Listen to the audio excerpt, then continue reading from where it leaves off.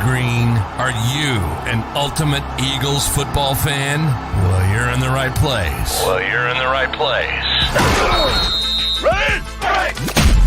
This is Birds 365, hosted by the new Mac and Mac, Jody McDonald and John McMullen. Here we go. Who collectively have covered and talked about more than 50 plus years of Eagles football. Kick off your day with Birds 365. You'll get debate. We love to argue. You'll get the real story from inside the locker room. And you'll hear from some of the great football minds from around the region. You're about to become an Eagles insider. Get in the game. Join Jody Mack and Johnny Mack and join the football community that flocks to Birds 365. Birds 365 starts right now. Welcome to the NFL. Let's go. Go.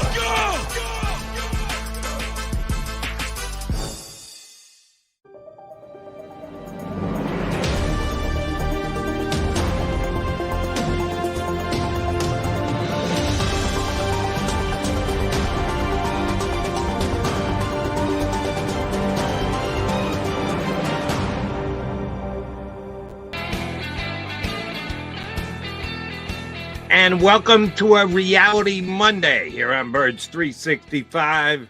You got Mac and Mac, John McMullen and Jody McDonald, and the reality is it stinks. I don't know what stinks more, the weather we're having here in the Northeast or the Philadelphia Eagles' performance against the Dallas Cowboys in Big D last night.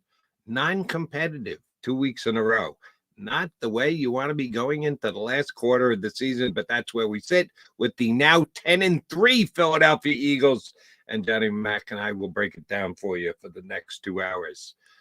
Can I give you good news before we start to pick apart the carcass? Is there any good news? Yes, I have one specifically good news point. Let's get it out of the way. Let's do that. Aubrey? Maybe. No, that's for the other. That dude? I'm talking Eagles here. Yeah. They lost as a team. There isn't. Hey, you leave Michael Clay out of your mouth. He didn't lose. Yeah. Oh, yeah. They made the punt. Yeah. Ruben had the great stat. Did you see the last time the Eagles completed a pass on a fake punt that ended with a first down? 1988. Was the last time Michael, who would have thought? John Pelchik was the last Eagle punter to successfully complete a fake punt fourth down pass going back to Washington in 1988. Of course, Rube finds that stuff. But you're right. I stand corrected. We won't point to Michael Clay at all because the special teams were fine. But again, here's the only other downside to that. As you just mentioned, Brandon Aubrey, the Eagles had the second best kicker on the field. Yeah, that's true. And that doesn't happen to Jake Elliott too often, where he's the second best kicker on the field. So, I can throw Michael in too. But Jake didn't do anything wrong, though. He made both his kicks, although they weren't as clean as normal, if you want to go that route. But he made a 52-yarder. It's just that Brandon Aubrey is Mr. Perfect. 59 and 60 in the same day. The guy didn't even play college football. He played soccer at Notre Dame. Maybe somebody should parse these college soccer rosters when they start looking for kickers. He's unbelievable. And that's not 60 just squeaking it over the crossbar. He's banging those things through. It's pretty impressive. Anyway. And dead center, too. Yeah. It isn't like he's got to sneak them inside the uprights. He's making them from 59-60 with distance to spare and right down the middle, no less. The kid was scary good last night, and that was one of the things I got to do some eating of crow here. I said to you here on Birds 365, and it came to fruition across the board last night. Appreciated the fact that the Cowboys went out and got Stephon Gilmore when they needed an upgrade at the other cornerback position. And he was really good last night. He made some really good plays. He made the argument he might have been the best defender on the field for Dallas. I said they needed to upgrade wide receiver, getting Brandon Cooks. Very nice addition. Didn't have to pay too big a price. He's had an okay year to this point. He was very good last night against the stinking Philadelphia Eagles. But here were the three questions I had about the Cowboys. I thought people underestimated the chances they were taking in these three issues. Number one, the head coach is the play caller, Mike McCarthy. Didn't know. I think he's a good head coach. I think he takes a bad rap as a head coach, but I didn't know how good a play caller, how much he rode on Aaron Rodgers' coattails. He's done a damn good job calling plays for Dallas all year. Number two, they go without a kicker to start the year. A soccer player. How can you have a soccer player as your kicker? This kid's amazing. And number three was tight end. I liked Dalton Schultz and thought Dalton Schultz was a top 10 tight end in the league. You let him walk out the door to your in-state rivals. Jake Ferguson do any thing against Eagles last night? Did I miss him last night? They had no answer for Jake. Jake's thinking Ferguson. They couldn't cover Johnny Mack. Second straight game, they couldn't cover him. He did a good job here as well. Yeah, he's a good player. But that middle of the Eagles deep, my God, that back seven. And, you know, there's plenty of blame to go around. The offense, first time in the Nick Sirianni era, they didn't score an offensive touchdown. So they had plenty to blame. Defensive front, plenty of blame, but that back seven is just atrocious. I mean, and Sean Desai's getting blamed for it, and that's fine. I'm not the one who proclaimed him the second coming of the greatest defensive mind in the history of football. That was you people, as I get criticized for being too optimistic on this particular team. I'm not the one who told you that. You talked yourselves into that. I said be very, very cautious about losing a coordinator like the Eagles lost, and be very, very cautious about losing 5 defensive starters. I'm even going to throw Howie Roseman on the pile. I don't think this bringing in veteran players is the way to go. I think they overdid it. I think, who knows if they play Sidney Brown in week 1, who knows where he'd be right now. I know where he is now. Where's Kelly Ringo? They throw on the field because they're desperate. He looks terrible. Well, he never played before. Got to get the startup costs out of the way. If you do it early in the season, who knows where you are? You know, teams deep in the playoff playing rookie defensive backs last year. Who knows where you are? Instead of putting 33-year-old guys and saying, oh, we're going to bring him in week 14. Not that it's Shaq Leonard's fault, but what is that going to do for you, Jody, at this stage of the game? So I'm even going to throw Howie Roseman on the fire. But right now, that back seven isn't good enough. I don't know how you fix it. It's too late to fix it. Right. So you just calm it down as much as possible. I actually advocated go simpler, play cover 2. That's what they did, especially early in the game. Didn't work. I don't know. Anybody else has got some answers, please let me know. And, oh, by the way, the things that we thought were, I won't go as far as say givens, but not questions. For the second consecutive week, Slay and Bradbury didn't play all that well either. When you condemn the entire back seven, they're included in that. And, yeah, they gave up big plays last night. And if you start with that as your anchors, all right, we're good. We believe in them. We're paying them as all Pro Bowl level players. We need to have them play up to that level. They didn't last night. So then you get into we had to replace. Do we do it with veterans? Do we force feed our rookies, get them up to speed, whatever else? But the startup was supposed to be, all right, at least we're good at the 2 outside corners. Neither one of them has been great this year. Agree or disagree? No, I agree. Bradbury certainly and that's another thing, you know, when you had so many people having career years last year, the assumption it was going to happen again is a bad one. So, you know, you sort of have a regression to the mean. In the case of Slade last night, he was banged up. He didn't practice all week. That's why he came out of the game. He was their best corner by far. That's not saying much. But yeah, they're not playing up to what you typically expect of them. There's no question about that. So they're part of the issue as well. But, you know, linebacker we talked about, you know, Clay Harbor brought up TJ Edwards again. Jeff Kerr's getting me in trouble with these goofballs that saying, you know, the Eagles offered TJ money. I don't know if that's the case. I don't believe it's the case. And I'm part of that problem, saying perhaps if you go all the way back to free agency, Jody, I said perhaps TJ just wanted to go home, because I talked to TJ a lot over the years. He's from the Chicago area. He was a Bears fan growing up. I said perhaps because he signed like 17 minutes after free agency. As soon as free agency started. I said maybe, and people forget the perhaps, the maybe he just wanted to go home.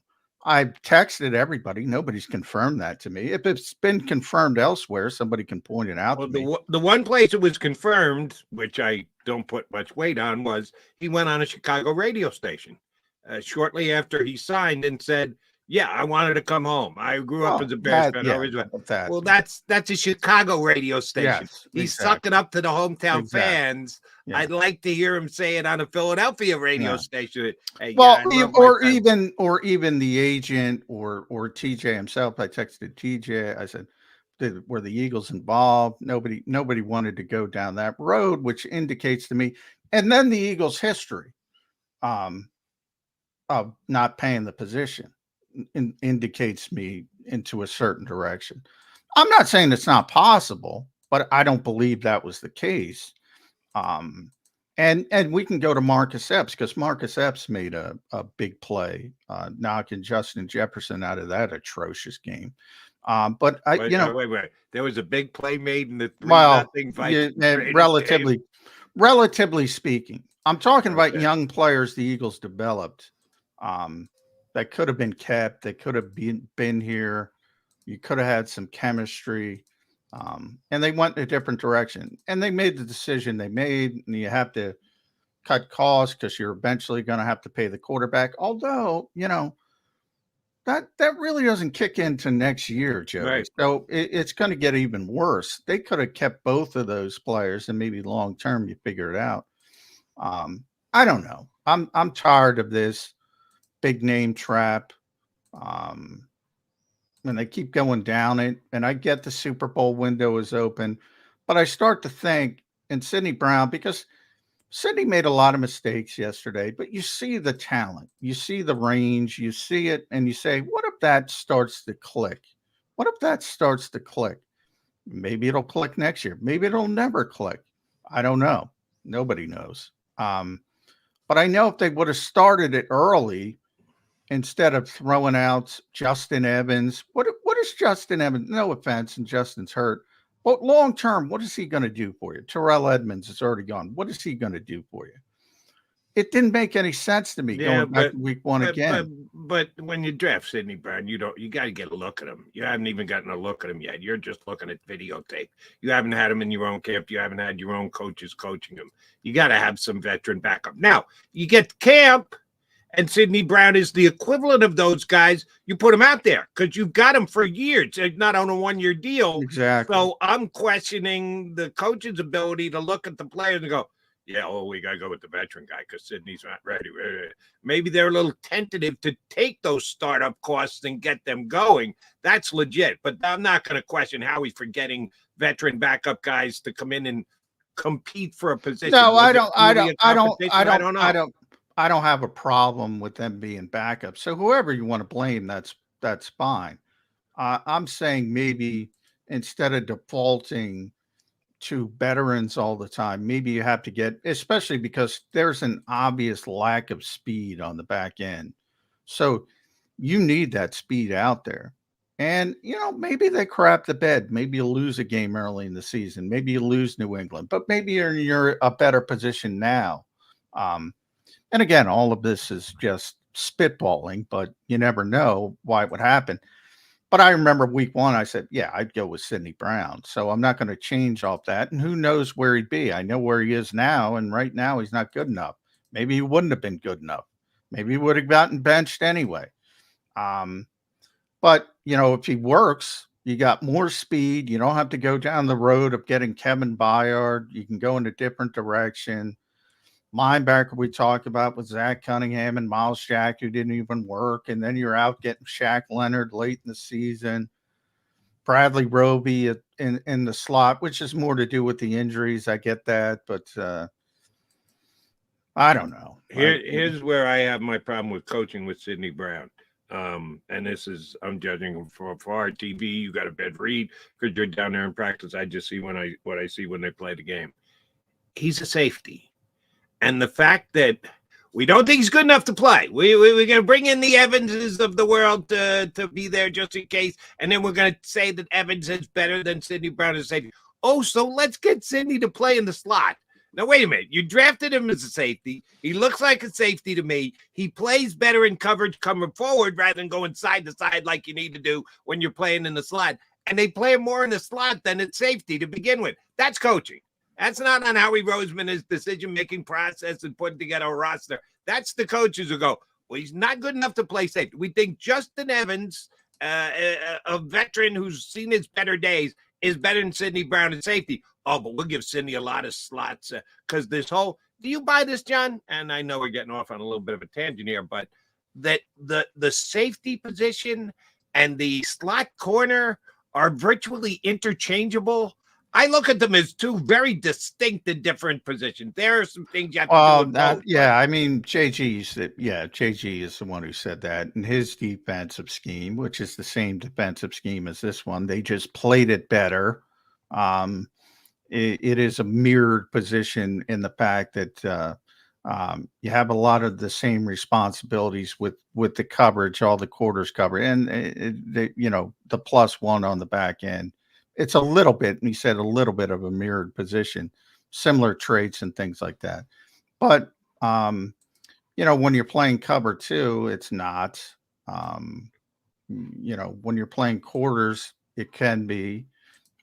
So it depends on the coverage and things like that. But when you have somebody like Avonte Maddox who can do both, it's very, very helpful. Kevin Byard in his prime, who could do both. I don't know if he can do it anymore. We haven't seen any evidence of it. It's very helpful. But you're right in the fact that you draft the guy as a post safety after he played box safety in college because he looked pretty good at the Senior Bowl.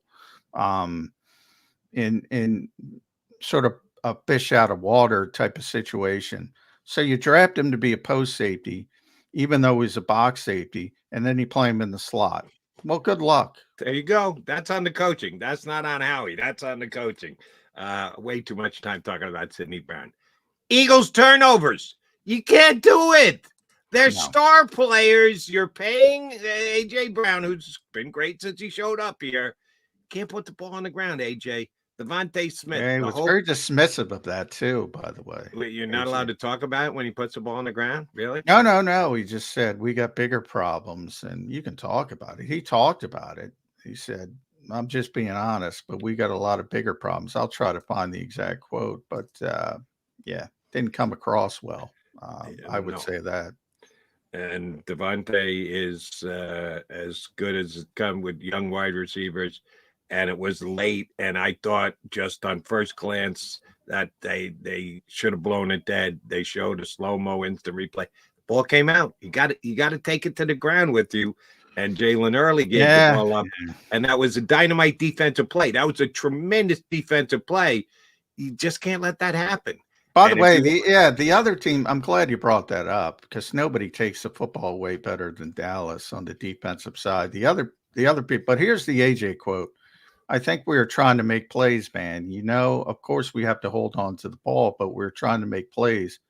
Holding on to the ball, of course we want to hold on to the ball, but that's the least of our worries. That's just me being honest. I will say, I think it was Donovan Wilson on the Jalen Hurts fumble. I think it was Bell on the Devontae Smith fumble. And I think it was Gilmore on the Brown. They're really good at taking the football away. So too often Eagles fans don't pay attention to the opponent. Right. Nobody's better, especially in the secondary, at taking the football away than the Dallas Cowboys. And it's been like that for years. It's not just... I was going to say, if John McMullen knows it the day after, guess what? The Philadelphia Eagles should have known it the day before. A.J. Brown's got to know that. Devontae Smith got to know that. Jalen Hurts got to know that. They're going to punch at the football. They're going to try and take the football away. This is what they do. You have to be extra cautious and hold on to the football. And they didn't, plain and simple. You're not putting the ball on the ground 3 times and winning a game like that. And those are the Eagles' best players. All of them. Bang, bang, bang. Right. If Quez had given up, we all would have went, Yeah. It's Quez. Yeah, it wasn't Quez. They couldn't get the ball to Quez. Quez doesn't make any catches in a game like this. The Stars, unfortunately, gave it up. Speaking of stars, a return of a star. A little under the weather, little IT issues last week. We missed out on Jeff Kerr. I'm going to yell at Jeff right off the bat. I hope he's, can't wait. I'm sick. I'm sick.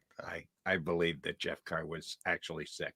On death's door might have been more. I feel bad for accurate description. But he's good today. He's got a smile on his face, even though the Eagles got their ass kicked for the 2nd consecutive week. Jeff Kerr, CBSSports.com. Guest number 1 here on Birds 365. Go to get your game on. Go for the beers. Go for the cheers. Go for the hit and the hits.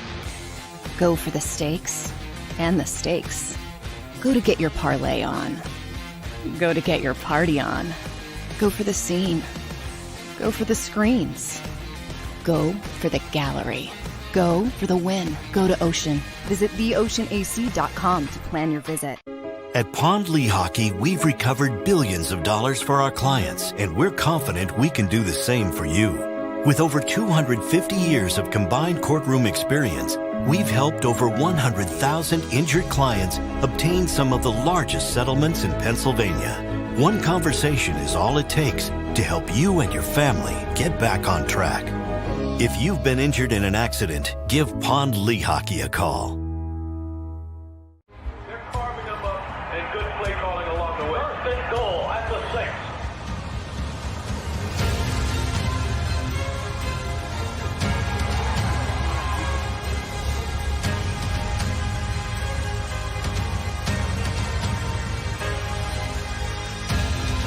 On the field of life, First Trust Bank is there for you.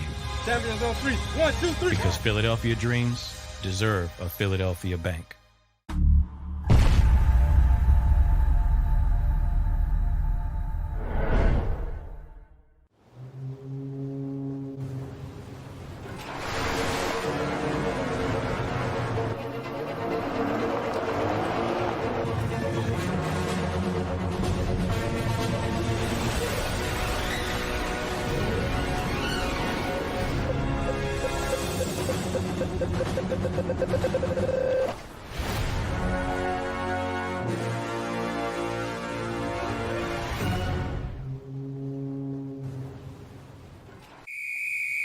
Underdog Fantasy has a way for you to play alongside your favorite football team all season long with their fantasy pick'em game.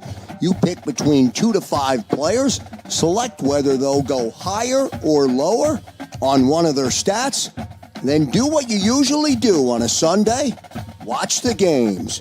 You can win up to 20 times your money in a single game by going 5 for 5. It's a fantasy game, and the Sports Betting Show wants you to get involved. Go to UnderdogFantasy.com. When you sign up, use the promo code WIN, and Underdog will double your first deposit up to $100. That's UnderdogFantasy.com. Use the promo code WIN. Do you stream on a Roku, Fire Stick, Google TV, or Apple TV? Now you can watch 6ABC 24/7 with the 6ABC Philadelphia streaming app. And the big story on Action News? Search 6ABC Philadelphia and start streaming today. EAGLES, Eagles.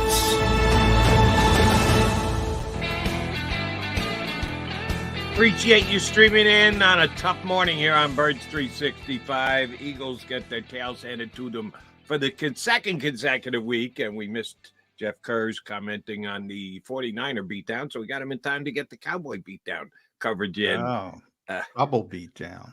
Yeah, 2 weeks in a row, not good, much ugliness. Jeff Kerr, what concerns you most about this now on a 2-game losing streak Philadelphia Eagle team? No fight. I saw a team that doesn't embody the city of Philadelphia. I know that's an old school mentality and old school thinking, but I saw a team that all I hear is talking from these guys the last 2 weeks. And this is what you put up against 2 teams that have equal to better talent than you. This is what I see. I see a team that they're getting outplayed, they're getting outcoached. I think they have an answer to it, but that's not a good sign when you just got two teams that just beat you down. When you see DeMarcus Lawrence saying, "Oh, we just kept punching and punching and punching," or I forgot what the exact quote was, and you got Deebo Samuel and Nick Bosa and a bunch of these guys just talking trash on you. Like, don't you want to come out and prove something? It looked like they were just going through the motions last night at times. Wow. Going after the team. That's not Philadelphia like Jeff. You got to go after the coaches. Brian Johnson, Sean Desai. Well, that was my hot take. They should be set adrift on the Schuylkill. Forget about fired. The coordinators are always the problem in Philadelphia. Or are they? We've given Howie Roseman all his flowers. This defense stinks. That's terrible. Swiss cheese. There's no personnel on the back end. None. You have a descending couple outside corners now. Some of that might be injury related. Some of it might just be coming down from a career year when it comes to Bradbury. But all the moving parts in all the other places. Come on, man. It's not good enough. And it's not getting good enough, Jeff. And they try to go this route with the veteran players. I don't like it. It sort of worked a little bit with Lynn Ball and Ndamukong Suh last year, and I think Howie fell in love with it. I think it was a mistake. Same with Shaq Leonard. I knew Shaq Leonard wasn't going to be, and look, he barely played last night, John. Do you know the exact number of snaps he played? I think it was 14. 14, yeah. But I didn't think he was going to make that much of a difference here, but I love what you said about the back end. You know what bothers me about the back end of this defense? They got no young guys that can replace them. I get tired of hearing about Josh Jobe and Kelly Ringo and guys like that. Kelly Ringo, I saw I'd rather watch Kelly Ringo play and Cindy Brown play than these veterans. I really would. I would. I agree with you there. Deep into the pool. Trial by fire. And you know what? I know why he doesn't play Kelly Ringo, but I think I'd rather see him right now because you're going to give up a 30-yard pass. What's the point? Yeah, I can't. Well, I'm exaggerating a little bit. We're remembering that the Philadelphia Eagles were in the Super Bowl last year, right? And we knew their mission this year was to get back to the Super Bowl and actually win it. So you're going to go with an undrafted. You don't think Howie would get crushed if he said, "Listen, coaches, get this undrafted free agent up to speed by the time we get to week number 17." That's a fourth-round pick and a third-round pick. Kelly Ringo and Sidney Brown. I'm not talking about Ringo as much. I think Ringo should have been playing over the undrafted free agents, Josh Jobe and Eli Ricks. I think. So you think the Eagle coaching staff is that bad that they can't realize that a player who was drafted is not better than a player who was undrafted? No, I'm not. What would be the reasoning that they would play an undrafted player over a drafted player other than in their eyes, their ability to judge talent, the undrafted player is better? Because they perform better in practice, which they did. I was at practice every day. But at some point you have to say, maybe a certain kid with more talent, maybe he's a game day player. Maybe he's not a practice player.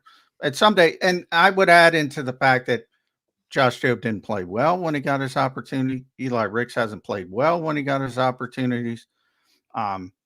Either did Kelly Ringo. And they put Kelly Ringo in last night. What happened? 2 penalties. Either did Kelly Ringo. All I'm saying is, and I went through this with Dennis Green. I'm going way back when Dennis Green showed up and said, "There's a new sheriff in town." And I remember he played a bunch of young guys, and we're like looking at him like, "Are you kidding me? These guys have done nothing." Carlos Jenkins, one of them, anyway. And they needed an influx of speed. This game's about speed. Let's face it. They needed a big influx of speed. And he plays all these young guys, and there were some hiccups, but they were better, and they ended up making the playoffs in his first year. I'm not saying it's foolproof, but if you don't have speed in this league, you're in trouble. And right now they're playing with no speed on the back end. John, there's a reason. I know people in this town don't like Andy Reid and Joe Banner, but there's a reason why I always respected those two. Because when Darius Slay goes to you, "Pay me or I'm getting cut," Joe Banner, see ya. We don't need you. You're old. We don't care. And you're seeing the result. James Bradbury, same thing. It's almost like, okay, we couldn't get C.J. Gardner-Johnson for whatever reason. We have our sources. We have our opinions on what happened there. And then it's like, okay, well, we'll go sign James Bradbury, even though we weren't going to sign him. Well, now James Bradbury's old. And now you got 2 old quarterbacks, and you got no one to replace him. Like you said, Josh Jobe, when he comes in, he doesn't play well. I'm not saying he won't be a good player, but that's the vision I have. Same with Kelly Ringo. Same with Eli Ricks. Sidney Brown at least has shown some flashes, but again, he's another one. Got to play more. They're good at defensive tackle, but that's the other issue I have too. Does anybody besides Hassan Reddick and Josh Sweat rush the passer on this team? They tried to get Nolan involved yesterday a little bit more. Yeah, a little bit. He had one pressure and played more snaps than he's played all year. About time.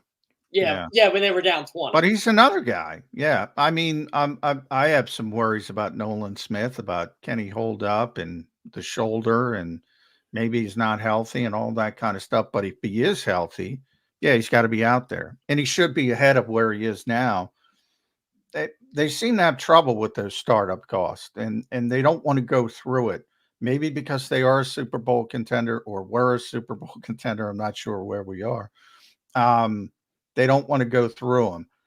Boy, man, what's the 49ers? How many defensive backs they played last year that were young players? Was it the 49ers? 49ers played a lot. I mean, Lenore was one of those guys. Like, I mean, I know they kept Huffnagg is a young guy too, who's out, by the way. The team that did better than anybody else was the Chiefs. The Chiefs. I'm sorry. Oh, yeah. Well, the Chiefs got tons and tons across the That's board. who I was thinking of. The Chiefs. Thanks, Jody. Yeah. And they won the damn thing. Yeah. And they're playing all these young defensive backs. You think those guys did make mistakes? I guarantee they made a lot during the year. They made a ton. They made a ton in the Super Bowl. But they still play it. And now they got an elite defense. By the way, can I just go off on a little rant about the Chiefs? Kadarius Toney was offsides, Patrick Mahomes. Yeah. Deal with it. He's a bad football player. Lost his mind. Holy I can't stand people complaining about officials. And this is a perfect indication. By the way, and I'll give him his just due because he does a great job. There's a Twitter account, NFL Rep Stats, one who does a tremendous job breaking down all the information, and he sends it out to media people. So now all the media people have all this information, which I don't think is a good thing. So you come into to use the Eagles Cowboys as an example. The Eagles were 7-0 with John Hussey as the referee coming into last night's game. And all the Cowboy fans were losing their minds during the week. Oh my God, look at what the league is doing. And then after the game, the Eagles, he was also a home field referee. The Eagles are complaining, oh, they got called for a pick. They picked up this flag. They picked up that flag. Persevere. When you lose by the score the Eagles lose by, it ain't John Hussey's fault. And if you're offsides, yes, Jeff Kerr, you're offsides. Kadarius Toney's the dumbest player in the league. I'm sorry. You're blatantly offside. Yeah, they threw the flag. Live with it. So John, when that play happened in real time, I'm getting ready for the the Eagles game for CBS, but obviously I'm really paying attention to Chiefs Bills because one, I like both those teams. I said it before it even happened. I'm like, did he not signal to the official? And he didn't. And Patrick Mahomes, for him to say what he said after the way he won a Super Bowl last year, I've had enough frustration. And then the week before, sorry, Joe, the week before, they had that pass interference that wasn't called on MBS. But guess what? Earlier in the season, they were getting calls every week, and everybody was saying, oh, the Chiefs win every game because of the official. Earlier in that quarter, they'd gotten a call that I saw. Yes. That's not a penalty. You know where the real frustration lies? You know where the real frustration lies with Patrick Mahomes? He knows his wide receivers. Oh, they stink. They stink. That's the issue. The Chiefs are not going to the Super Bowl with that group. I'm sorry. And I don't remember which one of you called him the dumbest player in the NFL, but you might be right. On almost every play in the NFL, if you're a wide receiver, unless you're playing with pace and you're trying to get there as soon as possible, you can always look over to the referee and just, am I onside? And he'll nod his head and go, good, or as in you have to take a half step back. And Tony didn't even bother. He's a solid foot offside. That's on you. Why didn't you look at the ref? He would have told you move back. They do it all the time. I was taught this in 5th grade, and I never played wide receiver. There's certain things you do. He didn't do it. He's just dumb. He's a dumb football player. I can't believe Kadarius Toney is in the National Football. I can't believe the Giants took him in the first round. That's the bigger question. Well, that's why the Giants suck. They draft players like Kadarius Toney. All right, I started a new thing on Twitter where I'm going to tweet one hot take after each game because people get rewarded for this. So I'm going to put one outrageous hot take about each game. My hot take this morning, guys, was fired, ? Sean Desai, Brian Johnson should be set adrift on the Schuylkill and banned from polite society. Now, I think that's pretty clearly a joke. Sure enough, there's one guy said, is this for real or is John being tongue in cheek? Anyway. That's why you do it, John. You do it for the responses. No, you shouldn't, because that's what David Carr did. So don't even go there. We ripped the shit out of David Carr. That's why I'm making fun of David Carr right now. I'm not going to advocate for that. Here's a legit. I truly am advocating to them to be set adrift. Legit question. And they complained about it somewhat last night. Shame on them for that. You can't even go there and you can't even risk it because it's a judgment call, and the judgment goes against you and you pay a price. The wide receiver pick plays. Nick Sirianni is Mr. Wide Receiver, former wide receiver coach, talks up to wide receivers all the time. Why do they have an inability to do it and get caught doing it all the time, and other teams do it? What looked like two very similar plays. On the one play, CD Lamb just did a spin move. Pirouette. Pirouetted out of the way so that he didn't get the flag. He does it correctly, but the Eagles lose a big play because they run a pick play.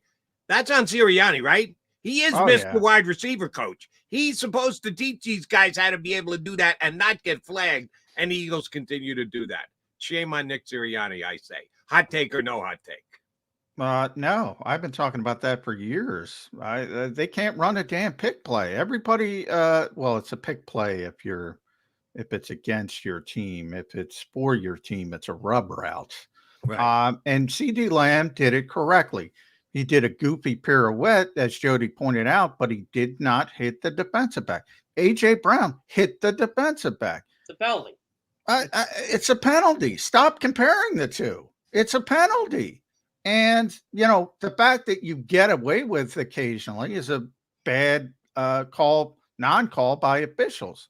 They can't run a damn rub route. I've been saying it for years. It's unbelievable how many penalties they get on that, especially because they have good receivers, at least two good receivers, who should know better. That was a penalty. By the way, John, I never said it 2 years ago. I should have when they traded up, and because I knew who they were going to take, because I was told that they liked Devonta Smith. But when they did trade up, I said, because then I put my Penn State bias on here, they should have took Micah Parsons. Yeah, I'm surprised more. But Jody and I talked about that. That wasn't in the equation for the Eagles. It wasn't. Yeah, the Eagles were going to take a corner. They originally wanted Sertan Horn, but J.C. Horn. They had four players. They had J.C. Horn, Patrick Surtain, Jalen Waddle, Devontae Smith. And once three of them were off the board, they went up and got Devontae. They were never even thinking about Micah Parsons. Remember, and Jody brought this up, and I forget about it, and I shouldn't because I should take credit for it.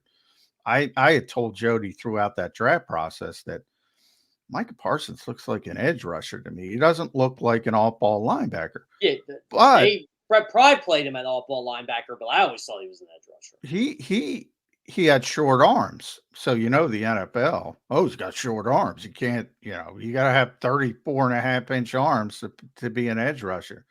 And the Cowboys, people forget Yeah, he was playing all ball playing linebacker. with linebacker. Until DeMarcus Lawrence got hurt and they couldn't rush the passer. And they said, oh, Jesus, what are we going to do? Let's give Micah Parsons a chance. And the rest is history. Yep. Yeah, it's amazing, this league. It's sometimes. And, you know, he's a tremendous player, Micah Parsons. And that's another example of, you know, sometimes you got to tip your cap to the other team. The Cowboys are a really good team. Obviously, Eagles fans don't want to admit that. They've won 15 straight at AT&T Stadium. They're scoring 40 points. They actually held them under. Whether they were scoring 40 points a game at home. You know what the Cowboys did, John? They were like the Eagles last year. They took a huge lead, and they didn't need to do any anymore. Yeah. They just ran the ball the second half. Well, hey, look, they ran the ball. That's true. That's true. Oh, by the way, thank you for reminding me, Jeff Kerr. This is not a hot take. This is me looking into the camera and telling you, if you've been a fan of Birds 365, you've been a fan of mine wherever I work since the day Nick Sirianni was hired. They idiotically deferred to start the game yesterday. I knew it was coming. I said this. This is not 2020 hindsight. This is not after the fact. I've been saying it for years, and I said it right here on Birds 365 last week. After the way the defense was trounced for 6 consecutive touchdowns last week by San Francisco, if you get the coin flip, take the ball. Maybe you get a drive. Maybe you get to play from in front. Maybe you go down the field and get 7. You do not let the Cowboys come out and march down the field and get a touchdown on you at your expense. You give them the ball. And what happened? They won the coin flip. They kicked off, and the Cowboys went right down the field and stuck it into the end zone. Man. And the Eagles were playing for. That's a hell of a run, by the way. They went 10 consecutive drives, giving up points. Yeah, so let's get our defense out there as quickly as possible. That is just that's coaching malfeasance. I'm sorry. Jody, the fact that you make the decision ahead of time based on analytics, not having anything to do with the situation or the individual game matchup, is just wrong. I don't care how strong the analytics are. I don't care that Bill Belichick has given it his blessing. Screw it.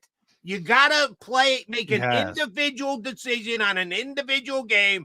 And I picked the Eagles. I trust the Eagles. When the coin flip went up and they said, we'll kick off, I said, we're screwed.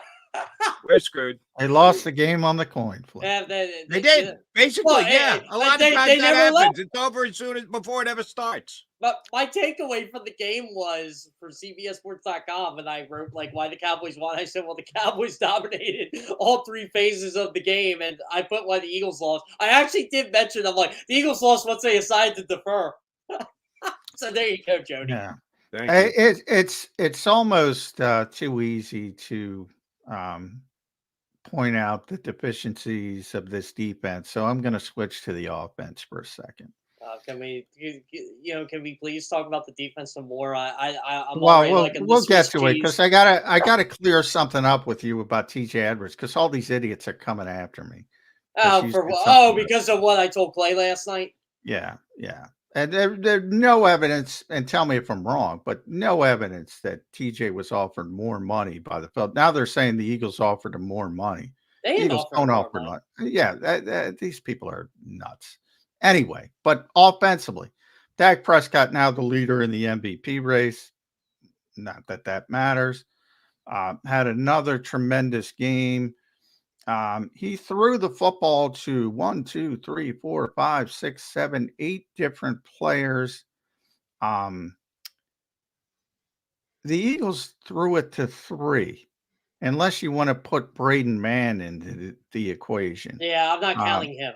With Olamide Zaccheaus. Nobody else had a target. Nobody else except AJ, Devontae, Dallas Goedert. Now, those guys are great. Don't get me wrong. But there's got to be a curveball at some point. I mean, I know Quez Watkins played. I saw him on the field, but I didn't see him get a target.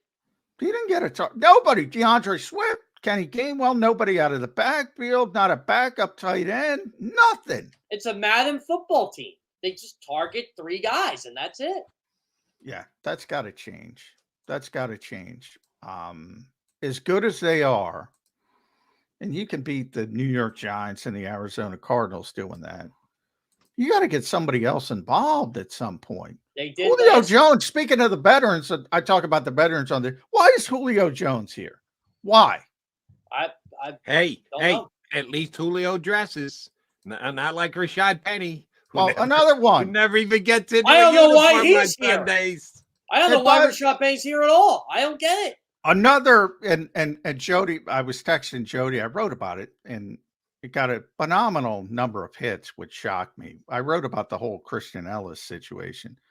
Why the hell is Howie Roseman putting him on waivers when you got 5 guys that don't matter? And you can say Christian Ellis is this and that. Guess what? He played more special team snaps on this team than anybody else. He's a good special teamer, and you cut him. Yeah. Someone was going to pick him up. And I don't know about you, Jeff, but I haven't heard anybody, 6 teams claiming anybody in recent years. 6 freaking teams claiming him. And you got Albert O and Rashad Penny who don't even dress. You could probably get Suo Peta back through waivers. You could do a bunch of different guys. You could have cut Rashad Penny. You could have cut Rashad Penny and no one picked him. Rashad Penny. And even if you lose those guys, who cares? They're not part of your equation. This is a part of your equation. And he tried to get too cute because Ben Van Sumeren has no more elevations. And if they got him through waivers, they could have done it that way and just elevated him 3 times and then figure it out when somebody else gets injured. Like nobody else would be watching, because if you notice what Howie did, he didn't sign Shaq Leonard on Monday. He agreed to terms. On Tuesday, they brought him in, didn't sign him. Wednesday, they signed him, made the move. The thought process was, well, everybody's getting ready this week and nobody's going to pay attention. Try to sneak him through. 6 freaking teams claimed him. Yeah. You know what? Christian Ellis was the one guy on that defense I defended last week because, look, first NFL start, you're going up against Debo, George Kittle, McCaffrey. Yeah, good luck. Like, and again, that's that trial by fire we were talking about. But, like, I saw so many people making Christian Ellis a scapegoat. I'm like, Christian Ellis ain't the problem with the Eagles defense. There's a philosophy problem, but it ain't Christian Ellis. All right, somebody's got to come to the Eagles' defense and rescue here. I'll make a prediction. Christian Ellis does not come back to haunt the Eagles. Now, could there be a different venue route that Howie could have gone that would have allowed the Eagles to keep all that guys? Yeah, sure. You're right. Who the hell's going to claim Rashad Penny and or Albert O? Go ahead. Have at it. You want to go with either of those 2 guys? Yeah. Yes. That's what I would have done if it were me. But if Christian Ellis becomes a every down linebacker for another team down the road, I'll apologize. I'm telling you, he's a special teams. Well, I wrote that. It's probably not going to matter. I wrote that. I'm not saying that. It's just, when we this is a team that likes to brag. They like to win outside the margins and blah, blah, blah. We do all that. Yeah, they're really winning outside the margins. So when you lose outside the margins, I'm going to point it out. And they freaking lost that in big time. And it's one of those things where Howie's been skating through. And again, I'm the guy who got shat upon for calling him a top 5 GM. He's still a top 5 GM. He's probably the best GM in football. But as I often point out, he makes mistakes. And there's a perfect example. And he's made some other mistakes. The personnel isn't good enough on the defensive side of the ball. All right, people say we protect Jalen Hurts on this show. So here you go, people. He's stunk. He played like crap 2 weeks. He played like crap last night. I'm sorry, he did. And for the people that read, and there aren't many of them, I wrote about Jalen Hurts holding on to the football too much against San Francisco. Again, he's not spreading the football around. What the heck is going on with Jalen Hurts, Jeff Kerr, and Jody McDonald? David Carr was onto something. Marcus Mariota needs to play. No, stop. No, let's not go that far. But he does have 15 turnovers in 13 games. Right. Really he's not playing anywhere near the level he played last year. He was legit MVP. Kind of have been in the lead before he got hurt late in the season. There's been a drop-off, and that's on him. That's on the offense. That's on the fact that it could potentially be on the fact that he's getting paid, because I truly do believe. I don't know that I've held either of you two guys' feet to the fire in this one.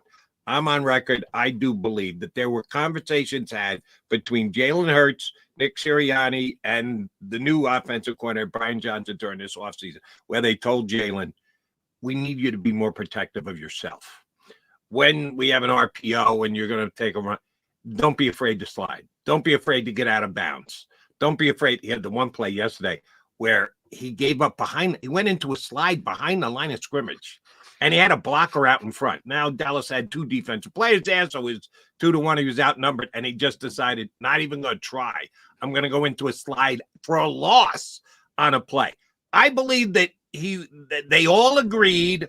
I don't know that Jalen fought it. I don't know that Jalen started the conversation. But between the three of them, they all agreed Jalen Hurts wasn't going to take as many chances this year because of the $250 million contract.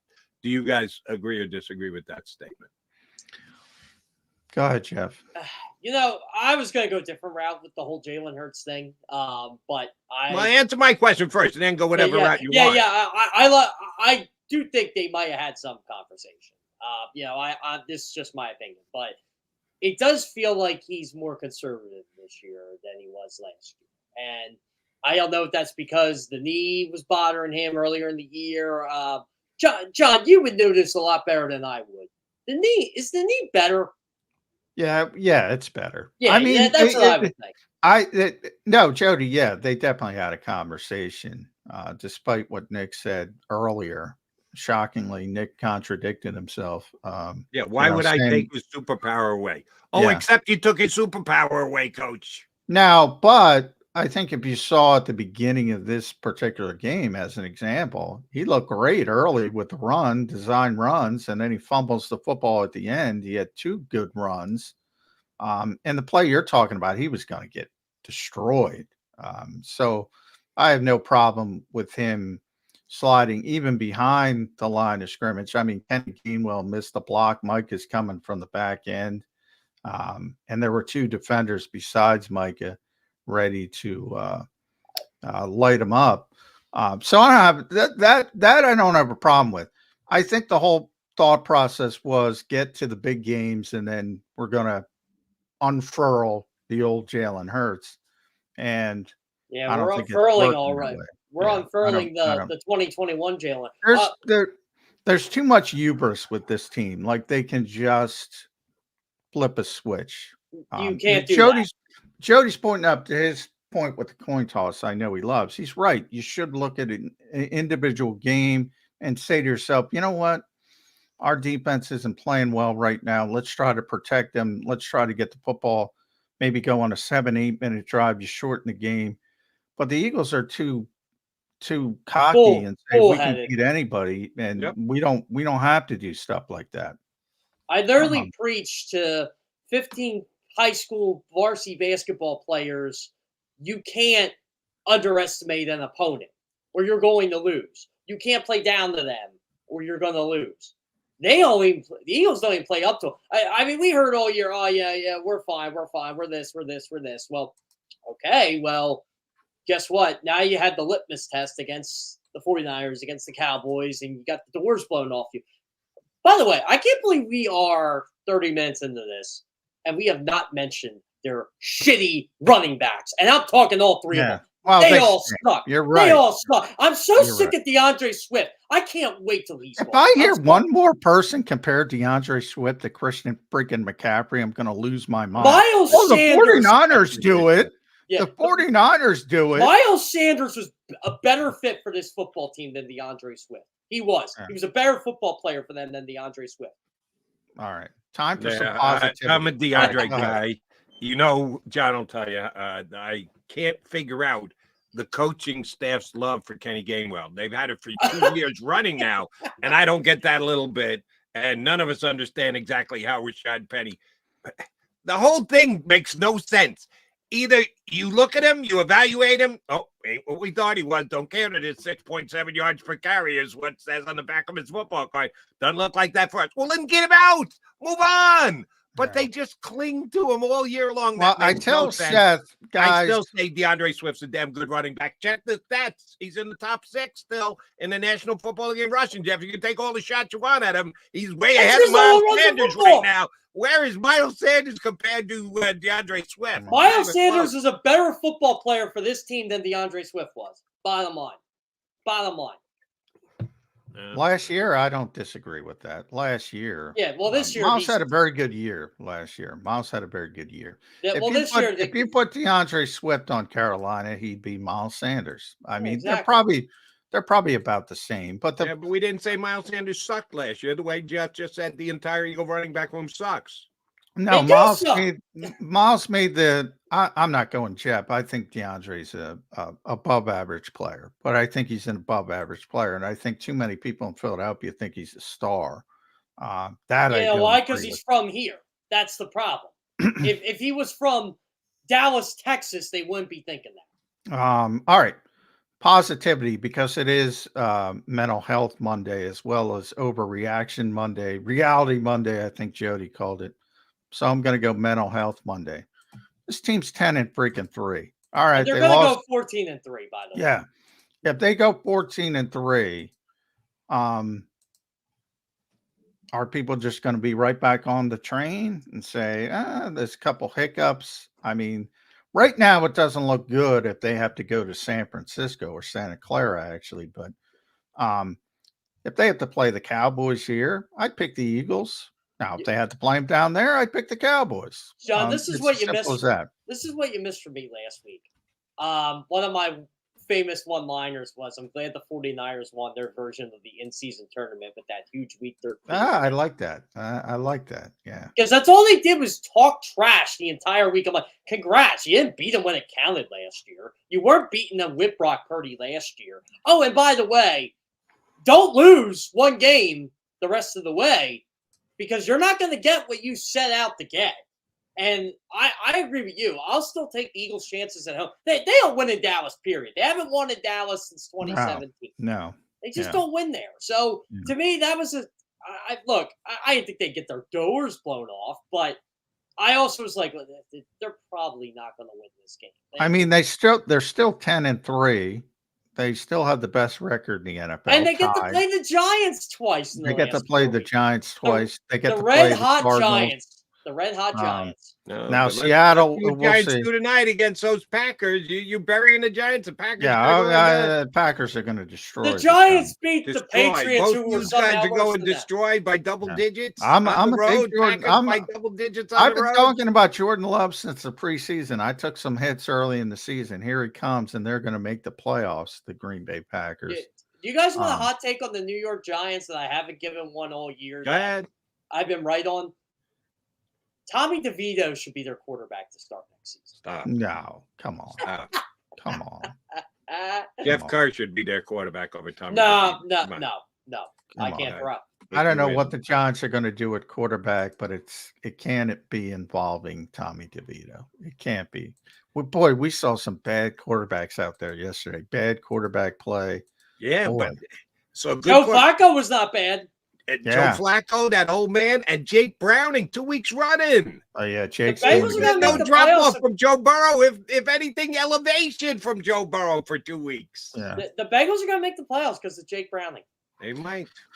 Yeah, man. He was a great quarterback at Washington. I tell you, he was one of those guys. He was sort of like the Eli Ricks of quarterbacks. He had his first season. Everybody's like, this guy's going to be a top 15 pick. And then he had to play 2 more seasons and turned into an undrafted free agent. I am right off Jake Browning because I have a good source on the Bengals that basically told me, don't write us off. And I said, oh, really? like you're seeing something in Jake Browning that I'm not seeing? Okay. I did 180. I wrote him off when Burrow went down. Then when I watched Browning play last Monday night, I go, all right, I'll give this kid another chance. Yeah. And he came up big yesterday. I actually said that to the source. I went right back to him Tuesday. He gets Brian Flores on Saturday. You're going to learn a lot about him because he's Brian Flores. By the way, John, how about that 3-0 barn burner, that Super Bowl 11 rematch right there? Boy, there's another guy. It frustrates me when I knows something coaches don't know. It frustrates me. So I brought it up with Micah Parsons. I'll bring it up with Kevin O'Connell and Josh Dobbs. You got to change your offense, dude. If you're going to run a Kirk Cousins offense, you should have signed Joe Flacco, or you should play Nick Mullins. And sure enough, and Jody knows Nick Mullins stinks to high heaven, but he can throw a play action pass. Josh Dobbs can't. So if you're going to keep running play action and Kyle Shanahan and Sean McVay's offense, you got to play a style of quarterback that can do that. Frank Reich got a head coaching job because he changed the entire offense for one quarterback. Yeah. And won a Super Bowl. But you got to do it. Josh Dobbs has kind of come back down to earth. He was the hero. But I agree with John, though. You're putting a square peg in the round hole with John. Yeah, you're playing Kirk Cousins offense. It's ridiculous. Agreed. Don't you guys, Jake, before you were, I just love how Joe Flacco is tearing it up right now. He's better than Deshaun Watson has ever been all year. Oh, and by the way, the Jets could have had him. Everybody that needed the quarterback could have had him, and they didn't get him. And now the Cleveland Browns are probably going to go to the playoffs because of Joe Flacco.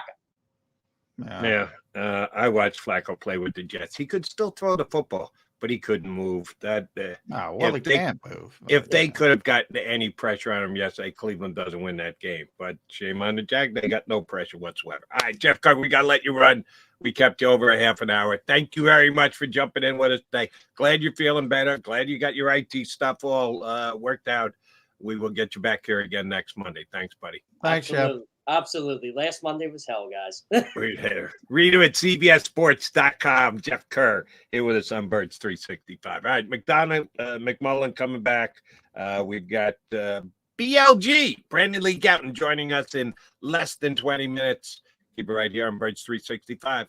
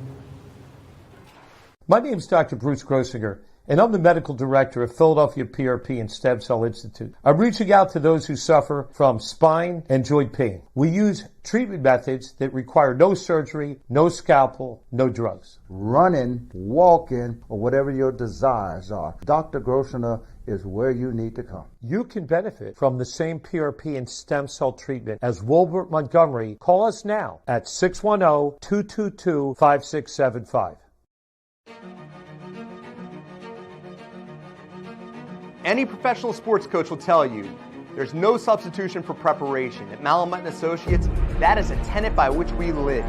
We prepare from day one for victory. Anything less is not acceptable. Underdog Fantasy has a way for you to play alongside your favorite football team all season long with their fantasy pick'em game. You pick between 2 to 5 players, select whether they'll go higher or lower on one of their stats, then do what you usually do on a Sunday, watch the games. You can win up to 20 times your money in a single game by going 5 for 5. It's a fantasy game, and the Sports Betting Show wants you to get involved. Go to UnderdogFantasy.com. When you sign up, use the promo code WIN, and Underdog will double your first deposit up to $100. That's UnderdogFantasy.com. Use the promo code WIN.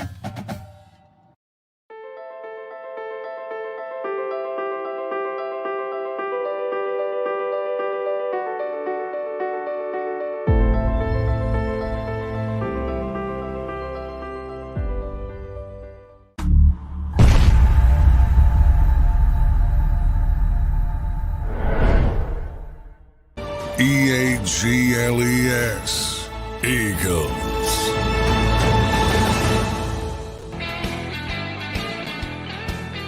Mac here on Birds 365, hour number 2 on the second consecutive Monday of beatdown after the Eagles take it in the shorts from both the San Francisco 49ers and the Dallas Cowboys. Yes, they probably a little more painful because it was number 2. After you take one, the second one hurts more. And number 2, it's the Cowboys. And that is never a good thing, but they have been dominant over the Eagles in that building. Johnny Mac, we kind of tore apart the Eagles' back seven in the first hour. Rightfully so. They're just flat out bad. And I guess the return of Zach Cunningham wasn't as big a deal as some people thought it was going to be. Oh, we get Zach back, we'll be fine at linebacker. No, not really. Very similar to what happened against San Francisco. But I'm going to go here again, John, and I did last week, and I stand by my position. The defensive line is not going to pass for me. If you want to comp them to the back seven, are they better than the Eagles' back seven right now? Oh, yeah, because the Eagles' back seven is atrocious, but that doesn't mean everything's okay up front. Dak had time, other than the Fletcher Cox great hit, punch it out. And it was a great play, by the way. Yeah. It was great play. You can't win a football game on a great play, specifically when you're down. That's on Zach Martin as well, that play. So that makes it even greater. But go ahead. You're right. One play is not going to make a difference. But Hassan Reddick had a couple of sacks. Was Josh Sweat in attendance?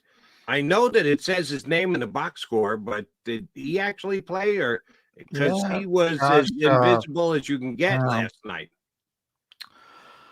Well, that's Trent Williams, followed by Teron Smith. I mean, the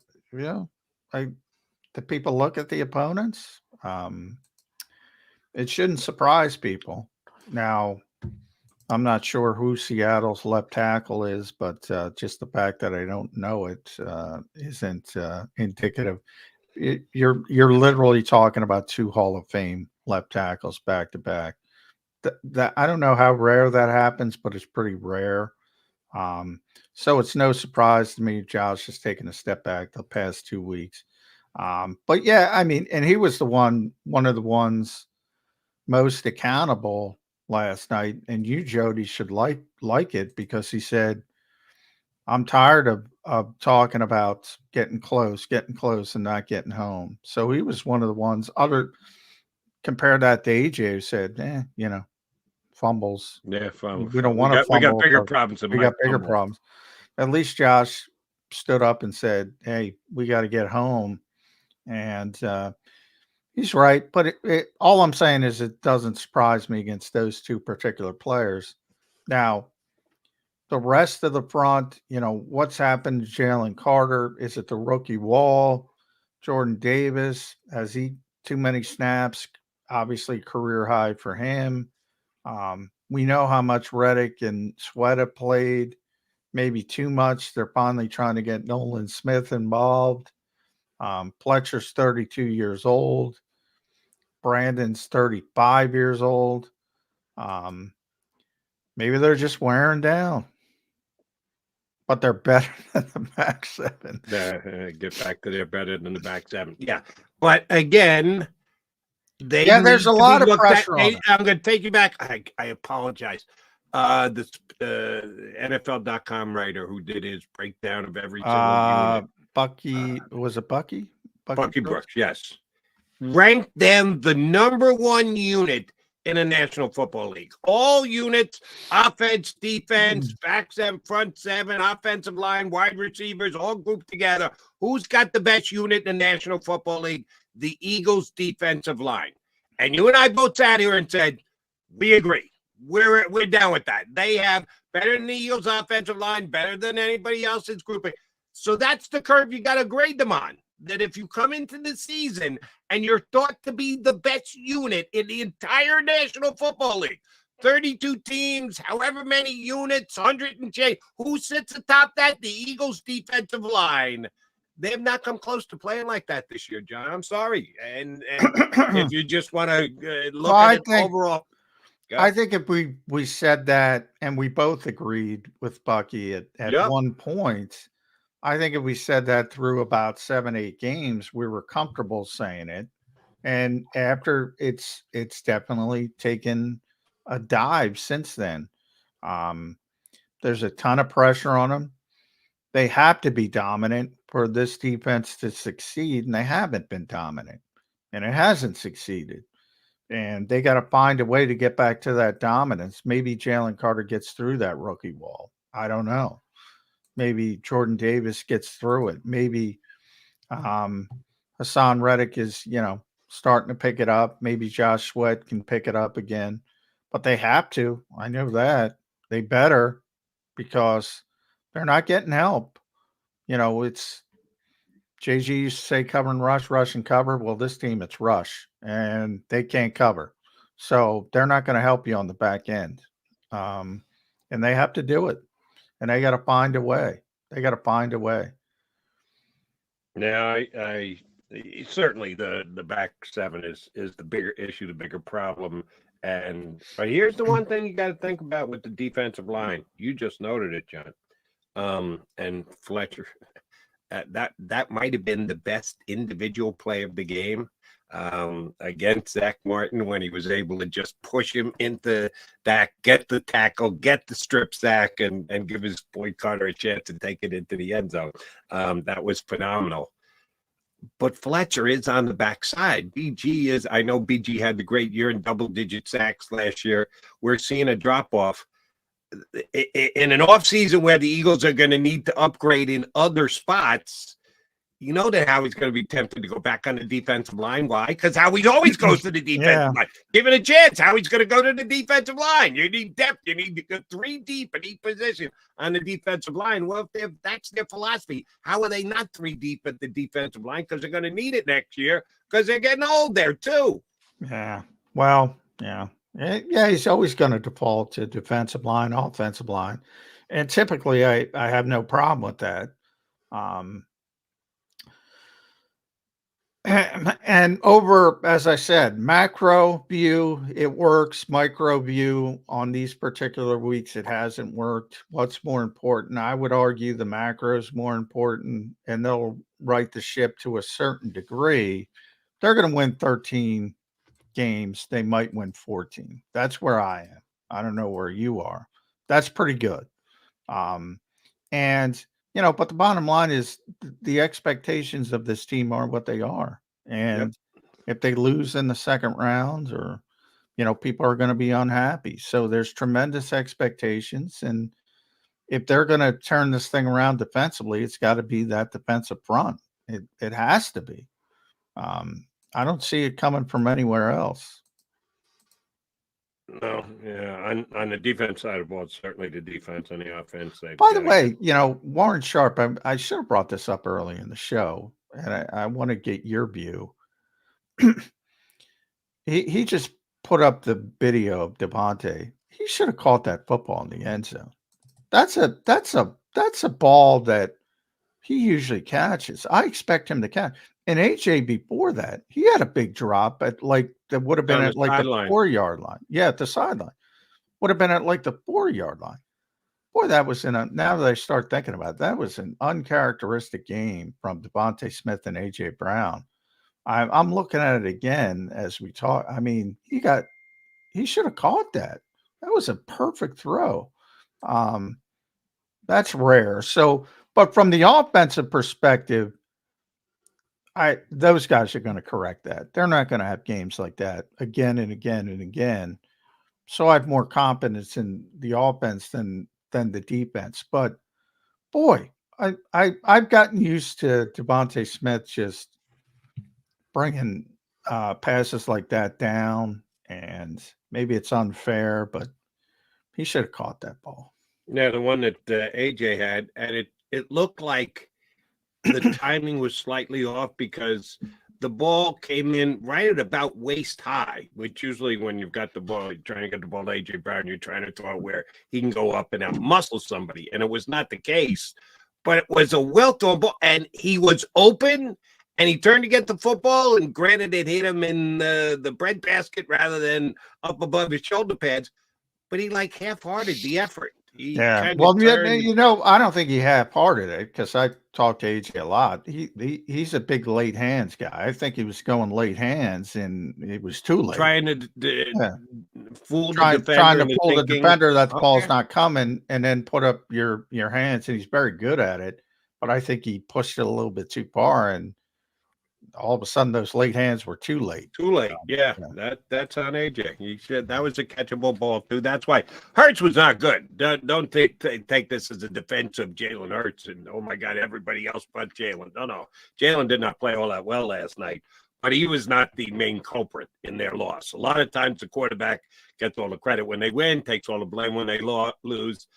Jalen wasn't good enough. He was part of the problem, but he was not the top of the problem. The Eagles defense and inability to stop. Yeah, the defense, Jody, 82 snaps again, by the way. My God, they're on the field all night. It was 90. So let's put them out there first thing in the game, coach. Flip that coin, get him out there right away. Yeah, I'm with you. They should have took the football. They should have took the line football. Of thinking. Foolishness. All right. Our buddy from Bleeding Green Nation is going to join us next. Brandon Lee Gouton, which I texted with Brandon to ask him to come on the show. And he was on record. He liked the Cowboys before the game. I picked the Eagles. You did. You took the Cowboys too, right, J-Mac? Yeah, I took the Cowboys. 33-28. I had the Cowboys score. I thought the Eagles would be more representative. I nailed the Cowboys at 33. I jumped back on the Eagles bandwagon after getting off for the 49ers last week. Not good, but BLG did like the Cowboys. He'll tell us why, and we'll break down what happened with him. From Bleeding Green Nation, Brandon Lee Gouton joins us next here on Birds 365. Go to get your game on.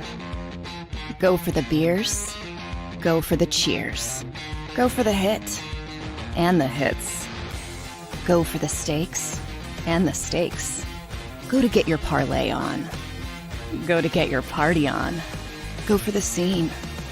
Go for the screens. Go for the gallery. Go for the win. Go to Ocean. Visit theoceanac.com to plan your visit.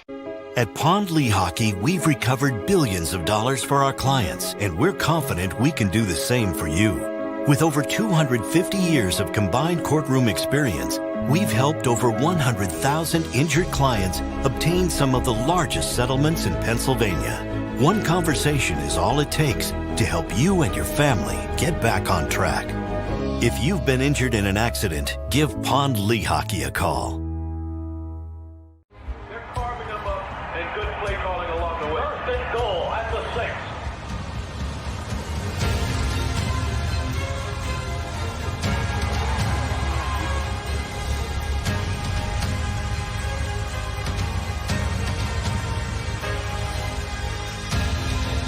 Field of life, First Trust Bank is there for you. Champions on 3. 1, 2, 3. Because Philadelphia dreams deserve a Philadelphia bank.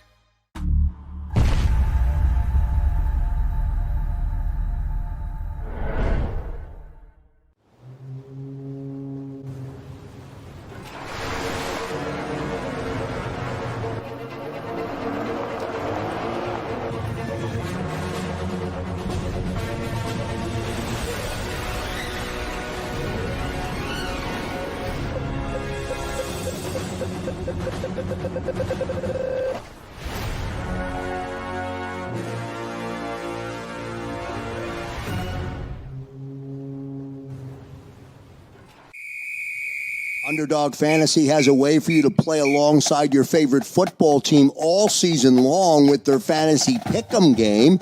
You pick between 2 to 5 players, select whether they'll go higher or lower on one of their stats, then do what you usually do on a Sunday, watch the games. You can win up to 20 times your money in a single game by going 5 for 5. It's a fantasy game, and the Sports Betting Show wants you to get involved. Go to UnderdogFantasy.com. When you sign up, use the promo code WIN, and Underdog will double your first deposit up to $100. That's UnderdogFantasy.com. Use the promo code WIN. Do you stream on a Roku, Fire Stick, Google TV, or Apple TV? Now you can watch 6ABC 24/7 with the 6ABC Philadelphia streaming app. And the big story on Action News. Search 6ABC Philadelphia and start streaming today. EAGLES. Eagles.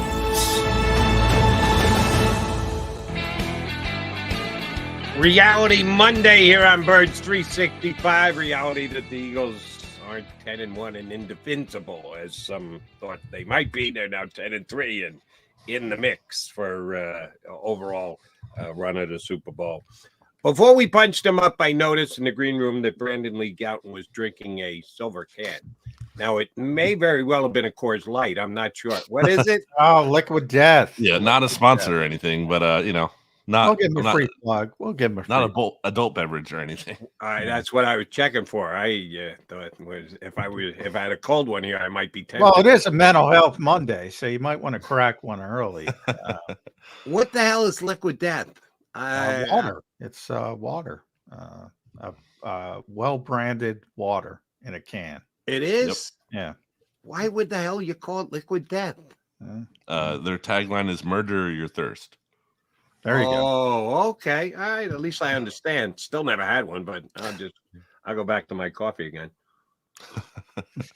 Galton, why'd you like the Eagles to beat the Cowboys? Cowboys to beat the Eagles ahead of time. You were on point and right. What was it that tipped you ahead of time? Yeah, so for the SB Nation NFL show that we talk about, the entire league each week, I made the Cowboys -3.5 my lock of the week pick, which done pretty good this year. I'm a 10-3-1 now, so I'm usually very nice. Yeah, I'm usually pretty good on those. And I just thought it was a really tough spot for a team that's going through a really tough stretch that had to play another team back to back on a mini bye. Which is like, what kind of scheduling is that in a stretch? Not only where you have to deal with that, but also, and some of this is the Eagles' fault, to be clear, in terms of not being able to get off the field. But they've just played so many snaps. Basically, the amount of snaps they played into the 3 games prior to the Cowboys game was like basically the same number of snaps they played in their first 4 games this season. I just think it's a tired team. And it was 82 more against the Cowboys on defense. Yeah. So, I picked the Cowboys as well. I mean, they've won now 15 straight at AT&T. They've won 6 straight over the Eagles. They struggled there in general. You mentioned all the issues as far as rest, as far as defense. But I think everybody looks at this defense and say, all right, they're not playing well. Offensively, BLG, they're getting a pass because the defense is so bad, at least from some people. What bothers me most, besides the obvious, the fumbles and the turnovers, what bothers me most, 3 receivers were targeted in the whole game. That's it. Now, Olamide caught a pass, but that was from Braden Mann. It was A.J. Brown, Devontae Smith, Dallas Goedert. Nobody else got even a target. Now, they're great players, so I get it. They're going to be the focus. But don't you got to get somebody else involved? Yeah, you do. And I don't think it has to be, Julio Jones on like a screenplay on 3rd and 12, like it was a couple of weeks ago. But, I think there's something to be said there in terms of maybe design. And I also think there's something to be said there in terms of the quarterback not fully trusting his other options, which I think that's kind of a deal breaker. I mean, you have to be willing to throw to guys who are wide open. And we saw some of that against the 49ers with Jack Stoll and Albert O. And again, not great players, but if they're doing their job and they're getting wide open and the quarterback's not even considering them, well, the defense, I'm sure, loves that they're not even considering the quarterback's going to throw to the wide open guy there. So, I totally think, those guys that you mentioned should get the bulk of the targets. Obviously, anyone I think agrees with that. But the fact that you can't have any kind of other options in there is concerning. Yeah. I said this early on in the show today, and if you want to go doom and gloom, cast me on that lot, because I thought, and I picked Eagles, because I thought that they're 2 well-paid, accomplished cornerbacks would do a good job at shutting down everybody. I feared that the Cowboys would just put CeeDee Lamb in the slot and do exactly what they did to the Eagles here in Philadelphia. Beat their slot corner, beat their slot corner, beat their slot corner. I thought at least Bradbury and Slay would shut down the other Cowboy wide receivers, and maybe one or the two of them come up with a pick. Didn't happen. Should we be worried that not only Slay and Bradbury are both showing their age, but the fact that the Eagles are showing no one who is the next generation of quarterbacks on this team? Not Eli Rick. Keely Ringo into the game. 2 penalties on 1 play. There you go. Impressive. That's the debut. How worried should we be not only about the Eagle corners now, today, rest of the season, but also going forward, BG? Yeah, I mean, that was always a concern entering this year, just in terms of you look at the outlook of the league. I mean, with, some exceptions in there, and I guess you could say Stephon Gilmore after a game like that last night, maybe Patrick Peterson. I don't know, like the top cornerbacks in the NFL, they're not so much the old guys. Like, that's not really the position where you want to see that. So that was always a concern entering this year. Also, just given how well both of those guys played last year, I think Bradbury ended up finishing the season with like the lowest passer rating allowed in the league. Like, it's just there's only room to go down from there. So that was always going to be tough. When you talk about the future of the position, I'm maybe a bold statement. I'm not ready to say Keely Ringo is definitely a bust. I mean, when the Eagles drafted him, he was 20 years old. He's 21 right now. I think that's always kind of been more of a long-term kind of deal, and I want to see what he looks like. AJ Brown saying he has all pro potential. I mean, we're a little far off from that, from where we're starting at here. But I think the biggest problem is that for as much as the secondary has struggled, though, I mean, the Eagles put all the resources for the most part, and I know they spent money at quarterback, in the defensive line, and the defensive line isn't good enough. And part of that is they're tired. They haven't rotated them as well. Again, that's not just bad luck. The Eagles have to find a way to get off the field on third down. They haven't been able to do that, and they have to play a lot more snaps because of that. So part of it's of their own, again, their own fault. But the reality is this defense is built on winning in the trenches, and if they don't win there, then it's going to be a long day. All right, I'm kind of torn on this, BLG, so I want to run it by you. I'm starting to turn on Howie a little bit when it comes to this mercenary market. We just talked about veteran players.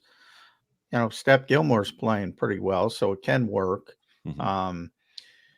Boy, I'm not seeing it this year. Worked a little bit last year with Linval and Dominican Sue. When you think about the Julio Joneses of the world, the Bradley Robies, now with Shaq Leonard, even Zach Cunningham and Kevin Byard, this constant. I thought week one, this is not revisionist history, I thought the Eagles should have started Sidney Brown and got the startup cost over with. And I think you see some athleticism that you don't see elsewhere in the back seven when Sidney Brown's out there. A lot of mistakes all the time, but I think you see that little bit of oomph that they don't have. Where are you with this always defaulting? I know the Super Bowl window's technically open, bringing in these Band-Aids, these stopgaps, instead of saying, you know what, might even be Ringo. As bad as it was, hey, if you need him, throw him in the deep end of the pool, see if he can swim. Certainly with Sidney. Where are you on sort of that debate? Yeah, I mean, that's been frustrating as it relates to Nolan Smith. I mean, you have Nolan as well, yeah. And I think he's, especially more so recently. I thought he had a kind of a tougher start to the season, but recently I think he's shown some flashes. And again, even if he hasn't, you're so desperate for snaps at that pass rush rotation that, like, even if he's not going to be amazing, you can't just play Hassan Reddick and Josh Sweat every single snap. I mean, I think, if I'm not mistaken, Josh Sweat's already played like more snaps this year already than he did last year. Like, I just think they're, they haven't totally handled that well. Part of that is not trusting the young guys.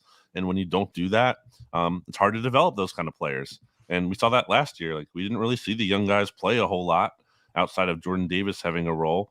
And part of that's just how the roster was constructed. And yeah, like you mentioned, they're in the Super Bowl window, so you're going to lean with the veterans at some stage.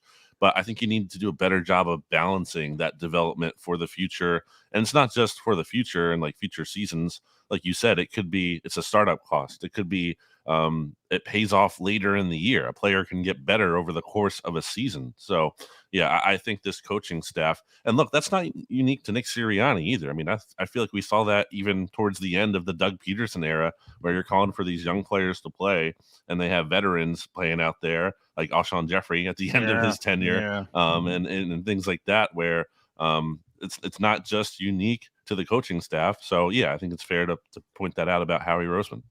I'd do a little shout out here. And John, I might need your help on some snap counts. Derek Barnett, 26 snaps yesterday for the Houston Texans. And oh, by the way, hit the scorecard. Last week he played about 24 snaps. Didn't have any tackles or assists. He did get 2 tackles yesterday for the Texans. So way to go, DB, coming back to the Northeast. And here's one. Not a good game for the Texans, though. Jets handled them. Yeah, not good at all. Derek Barnett played 6 specialty team snaps. Did he ever play specials this year with the Eagles, JM? I'm sure he did. Yeah, did he on either kicks or I'm not block? Yeah, there's so many. Yeah, I'm sure he did. I'll look it up, but I thought he was one of those guys. Yeah, he doesn't go out for special teams, and he did play. Well, he's not. He's certainly not a core guy, but sometimes you need guys to be involved, and he's 47. He had 47 special teams. 47. So he did play. All right. So I'm giving him more credit than he deserves. Or give him more credit for when he was here because if he's busting it on special teams. All right. BLGIS is of Jeff Kerr and Johnny Mack. So I already got Johnny Mack's answer, but I need yours. Jalen Hurts is just not playing as well this year as he did last year. He was the runner-up MVP. Could have been the MVP if he didn't get hurt last year. Had a phenomenal year. Earned and got the contract he deserved.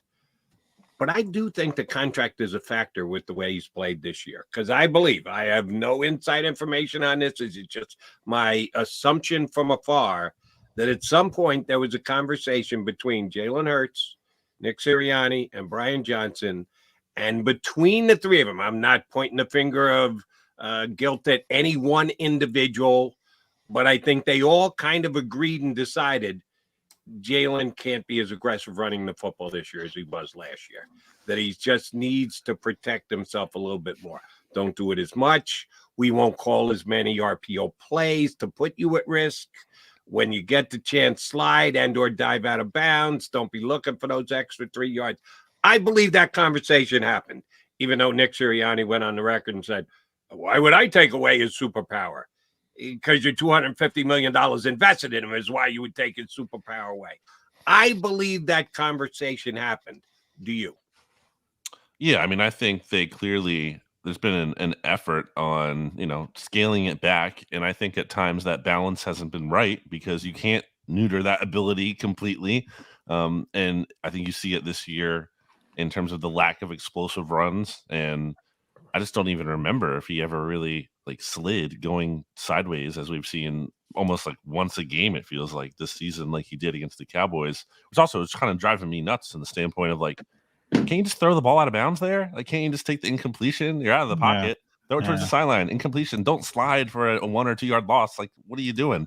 So I definitely think that happened at some level. Obviously, it's not hey, we're not going to run you at all, because even as of last night, we're seeing these designed runs, and they're actually effective a little bit more last night. Yeah, they were. He looked like he was feeling it early in the game, and then all of a sudden the fumble and went the way it went. Yeah, and I thought maybe because they clearly came to you got to protect yourself better. I think that was the goal of Jalen's, to play all 17 games for the first time. But then when the big games would come up, he would sort of go back to being himself. And I think that was the plan. And you sort of saw that in the first quarter, but obviously things went in a negative direction from there. When we talk about the coordinators, because I've gotten a lot of coordinator hate today, Brandon, they should be fired. They should be left in Dallas, except for Michael Clay. Let's not put Michael Clay in that category. He was doing a tremendous job. Who saw that? Best coordinator for the Eagles, Michael Clay. People are overreacting to Sean Desai and Brian Johnson, or are they? Or do they deserve all the angst? I think people are definitely overreacting. The team is 10. The team is 10-3. With the very they might go 14. They might go 14-3. Might win 14. I think they have like a 30% chance still of getting the 1 seed. Like that's a pretty good chance. That's not the favorite, but that's not nothing. It's absolutely possible the 49ers drop a game here. They still have to play the Ravens. And at the very least, they might become the first team since 2004 to repeat as division champions. That's crazy. That's insane. Yeah. No team wins this division back to back. It doesn't happen. So I'm not going to sit here and tell you everything's fine, but and also just in the context too of it's hard to get back to the playoffs after you go to the Super Bowl. It's hard to just do that. It's hard to even be like a decent team. You also have more than already done that. I'm not saying this means the season's a success. You can't criticize them, but I just think people lose perspective with that. It's not like, well, if they don't get back to the Super Bowl, then it's a total failure because it's so easy. No, it's very, very hard to do that. It's incredibly hard. And that's kind of why this season was always kind of for me at least, like in a weird spot in terms of evaluating it because, they were so good last year. They were always kind of set up to fail this year in terms of they weren't going to be as good. And I don't think people can properly accept that. I think people don't want to hear that. They don't want to hear, well, you just have to be worse. And that's not good enough for people. I got a bunch of fans, BLG, who don't think making the Super Bowl was an accomplishment because they shit the bed in the Super Bowl. And I'm like, they made the Super Bowl. It's hard. I'm with you 100%. Shit the bed in the last 10 seconds when they finally gave up the lead. That's kind of a tough, rough grading scale. All right, BLG. John just mentioned the coordinators. I'm going to go to the overall head coach. Nick Sirianni has not had to deal with adversity much over the last 2 years. They get out, sprint out to this great record, only lose one game to Washington. All right, you lose 2 games with Gardner Minshew playing. Yeah, one of them in Dallas. So the whole streak of can't beat Dallas in Dallas stays intact and was added to last night. But it was Gardner Minshew last year. Jalen comes back, and then boom, they win 2 playoff blowouts before we get to Kansas City. This year, 10-1. They're still trying to figure out how the hell they lost to the Jets, but they're 10-1. Now they've lost 2 in a row. Now they've lost 2 in a row to teams they're going to see in the playoffs, most likely, and they're 0-2 in blowout fashion. This is the first time Sirianni has faced legit adversity with his football team, maybe ever, since he took over the team. Now 2-5. That was bad. That was bad. There were people saying Nick should be different fired. Type of expectations and everything. I'm not going to compare opening up 2-5 with a team that was coming off 4-11-1 was Peterson. Yeah, it's a different kind of adversity. You're building something up. You're a rookie coach. You've coached 7 games. Now you're a coach who's in his 3rd year, who's gone to the Super Bowl. So they're 2 different things. So this is the first time as a seasoned, accomplished, one of the better coaches in the NFL, Sirianni has had to handle adversity with his team. How's he do so? I mean, I don't think it's a matter of, making a drastic change or anything. I think this team is, well, again, while flawed, needs to stay the course. I think that the Seahawks team, to me, is very beatable. That's not to say they're, a joke. They're not one of the very worst teams in the league, but they're below 500, and I don't think they've been very impressive, even when Geno has been in there. So I think this, and also you finally kind of get to play an opponent who's not on a rest advantage. And in fact, you get a little bit more, of some time to rest up in terms of this game getting moved from Sunday to Monday. So that kind of actually, I think, worked in the Eagles' favor a little bit here, that flex there, other than obviously the unfortunate logistical elements for the fans going to the game and whatnot. But yeah, I don't think it's about reinventing the wheel here. Obviously, there's things to learn from these losses. But I really think it's just about staying the course, not panicking, and just sticking with what you have. Jeff Kerr was on the show in the first hour, BLG, and he wants heavy negative on the Eagles running back room. What do you think of that room? We all know Philadelphia. We know run the football, blah blah blah. This that. I'm of the belief that you follow the money, right? And the Eagles don't play running back, so it shouldn't be surprised they're not overly talented at that particular position. Some people got DeAndre Swift and Canton here in Philadelphia. Where are you with that running back room? Not just DeAndre, but Kenny Gainwell, Boston Scott, because people want them to run the football, even though they have A.J. Brown, Devontae Smith, Jalen Hurts, et cetera, et cetera, et cetera. I mean, that was always kind of a weird thing to follow in training camp, right? We were all like, who's the top entering camp? Like, who's going to be the top back for this team? How much of a split is there going to be? It seemed like, I would say before entering training camp, it seemed like it was going to be some kind of split between Rashad Penny and DeAndre Swift as the top two guys. I don't even mention him. He can't even get on the field. I think that's a mistake. I really do. I feel like he can contribute more than not at all. Especially when you look at his upside, but the Eagles obviously feel differently. But I think they've also botched that in terms of their plan going into the year was Kenny Gainwell was going to be the main guy. He had 18 touches in week 1 while DeAndre Swift had 2. That's embarrassing. That's I'm not saying Swift is perfect, but he's clearly better, or at least closer to even than Kenny. There should be no game where Kenny Gainwell is touching at 18 and DeAndre Swift is 2. So I think they don't really have a great handle on that running back room and the usage of that room. Boston Scott has gone through periods this year where he hasn't touched the ball, even though, again, not a star player. But hold on, I got to interrupt here. Yeah, and I'll let you finish, BLG. What is with Boston Scott? He comes in the first quarter, like second possession, and he's the guy, and he gets a couple of carries. Maybe they're good, maybe they're bad, and then Boston go back to returning kickoffs. He disappears. They feel the need to get him in right off the bat. Let's get Boston into the mix. And then poof, he's gone. And it happened again last night, 2 weeks in a row, same thing. Get Boston in the first quarter and then forget about Boston. What are they thinking, BLG? That reminds me, too, of like I think it was the first Cowboys game, Rashad Penny, who, again, has been a healthy scratch most of the year. They played him like 2 straight snaps coming out of halftime when they were down 10 points.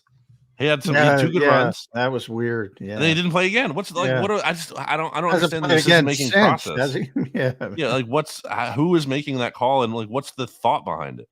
I don't know. Yeah, it is strange. Well, that brings me up. Now I got to bring up the Christian Ellis situation. It's very rare when you see somebody claimed by 6 teams.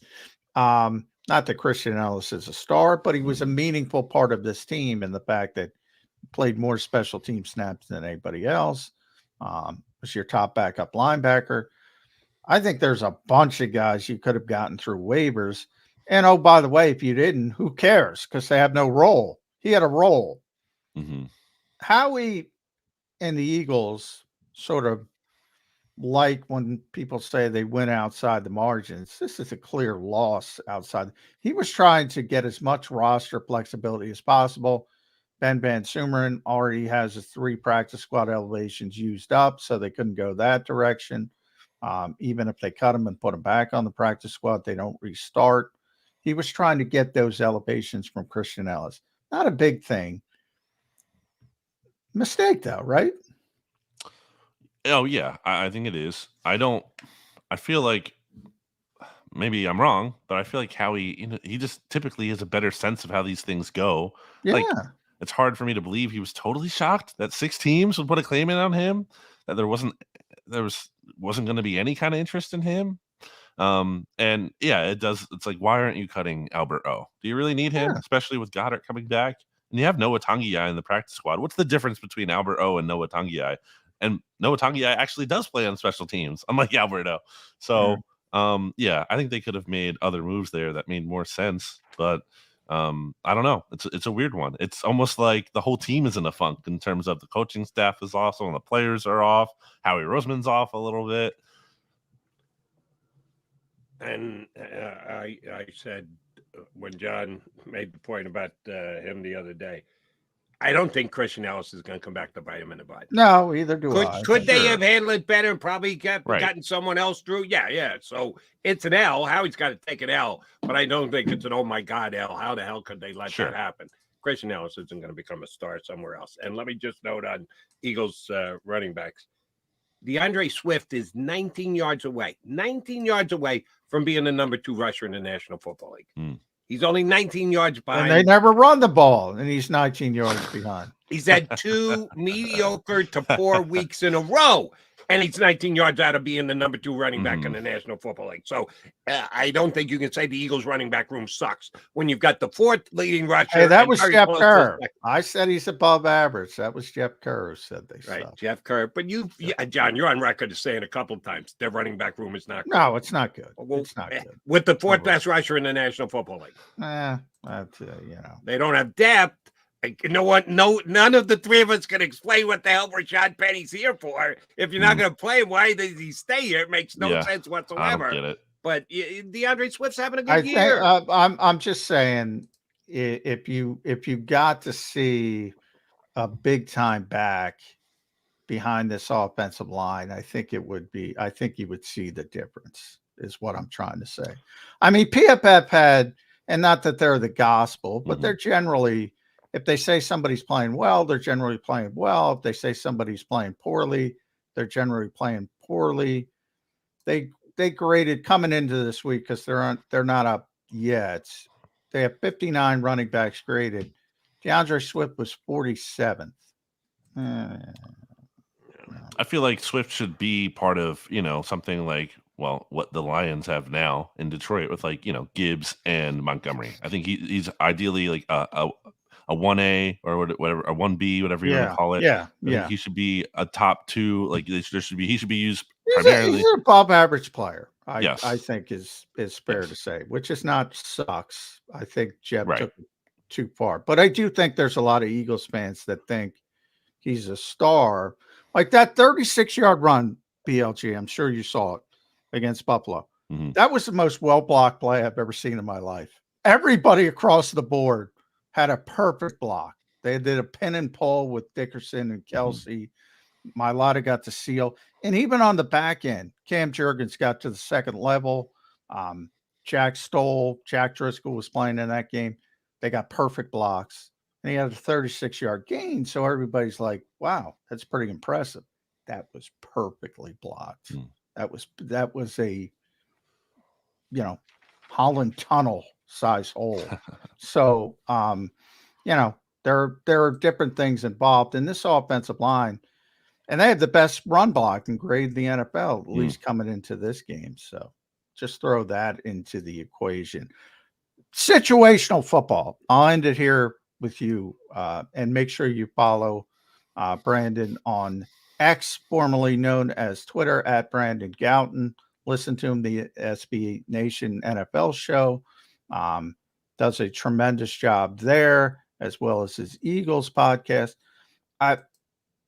Nick Sirianni constantly stresses situational football. They're dead last in third down defense. They might be dead last. We'll see now in red zone, because they were 3 for 3 in red zone defense again, giving up touchdowns. Boy, that's a bad sign, isn't it? I think the pass rush has had one of the worst third down sack rates. I saw our good friend Shil Kapadia tweet that out during the game. I mean, that's it. I mean, you can't invest all these resources in pass rush and be fundamentally built in the trenches and built on the pass rush and your key downs. And obviously, I think there's other things that go into it in just the defensive linemen winning their matchups. The coverage has to be a little bit more sound. There's things you can do schematically probably to help with that. The blitzing thing is crazy in that it feels like the Eagles cannot execute. They can't blitz. They can't do it. One game, Nick Morrow, 3 sacks. But even that, if you look, they're 0 for 12. They're 1 for 12 this year. That was the one game that the blitz worked. That it was one guy. Even if you look at that game, Jody, they were delayed blitzes. They were late. They were more. Come on. They were more. Yeah, but they're not like there are good blitzers. That's what I'm saying. And just because you get home because maybe the other team's not executing doesn't mean it's going to carry over. And I think you've seen that. It doesn't carry over because they don't have good blitzers. They don't. Even when they had a good blitz yesterday, I thought this was actually a good blitz and just an even better throw by that was a great throw. Yeah, Kevin the one Byard was right there, the zero blitz. Or Sidney Brown gets beat by And that was good coverage. That was solid. I mean, that was a really that was like a perfect throw in a very tight window beyond outstretched fingertips. Like that was actually a good one. But even when they do it, still doesn't work. And on the flip side, it's like teams can blitz the Eagles and it totally works against them, no problem. So they got to figure that out. It's not just about blitzing more; it's about blitzing effectively and being able to stop the blitz. All right, last one for me, BLG, and we know you didn't fumble your morning drink. What the hell is it again? Death by water, or what is it? Liquid Death. They're giving them a lot of free plugs. Good on Liquid Death. Did you fumble anything at any point yesterday? I'm just checking to make sure it wasn't a Philly thing. Just people fumbling across the Delaware Valley. That was not good with their 3-star players putting the ball on the ground. Did you fumble at all any point yesterday? I hope not. I feel like this is like a trap question here. I feel like I'm just asking. I'm just trying trying to that I don't know. Poke a little fun at the 3 Eagle star players, one of which, and I missed these quotes, John gave them to me, A.J. Brown almost dismissing his fumble. We got bigger fish to fry. We got more important things. That's I'm not supposed to drop it, but own it. Come on, AJ. Yeah, high and tight. The eagle claw, right? Whatever an exterior. I'll tell you what, the Cowboys are really good at creating turnovers, especially in that secondary. And it's not like 1 year you see the anomalies. Right. They do it year after year after year. Our old friend Al Harris, big part of that, former Eagles cornerback, doing a tremendous job with those guys. But Cowboys are good at it, man. And you got to be sure, because they're always going to be punching the football out. I didn't even count the pick sixes, which didn't come into the equation. That's one positive. They didn't get a pick six. And the Eagles got a defensive touchdown. Outscored the offense. Oh my gosh. Yeah. That's tough. All right. I'm going out on a hot take. See if you agree with me here, Brandon. Okay. The Eagles will score an offensive touchdown next week in Seattle. They will put an offensive touchdown. Tell me you're with me, BLG. I think they score more than one. Yeah. Right. Bold. Going the over. You made our day. I'm going to make a bold prediction. They're going to score on their opening drive. Wow. Okay. Now get really bold on me, McMullen, to say they win the coin flip and take the ball. No, they're not taking the ball. No chance whatsoever. Their first possession off it, they will score a touchdown. Right, okay. I agree. BLG, good stuff as always. We love having you on the show. Thank you very much for doing it today. Check out Bleeding Green Nation on a daily basis if you are an Eagle fan. All right, I'm McDonald. He's McMullen. Mac and Mac coming back. The reality is the show's almost done, and I'm happy for that because I don't have to talk about the Eagles for another 12 hours till I get on WIP tonight. So that's a good thing. We'll come back, put a bow on the show here on Birds 365.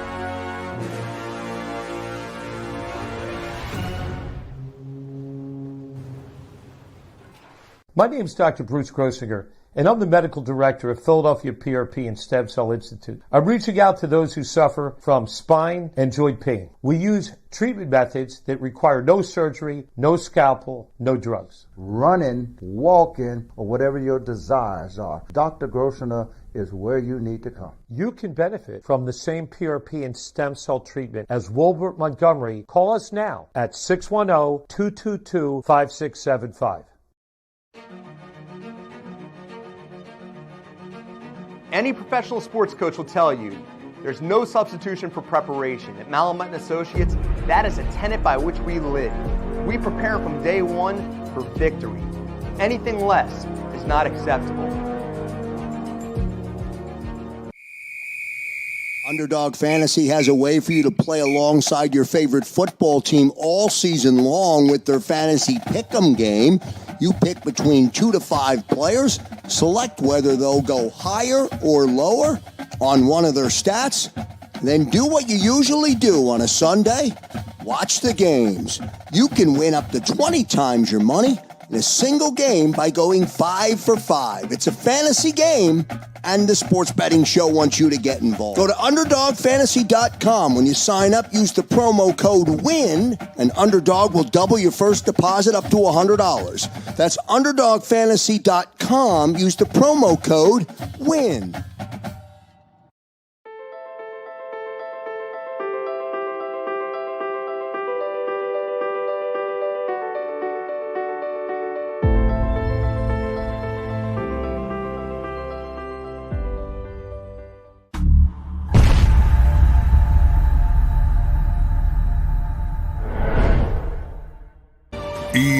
EAGLES, Eagles.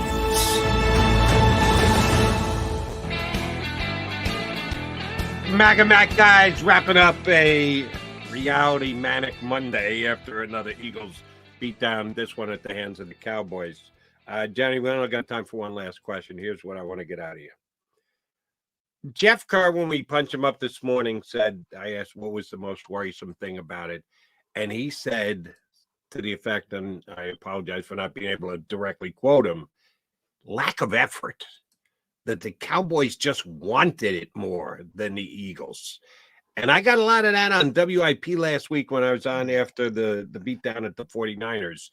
Couldn't match their intensity.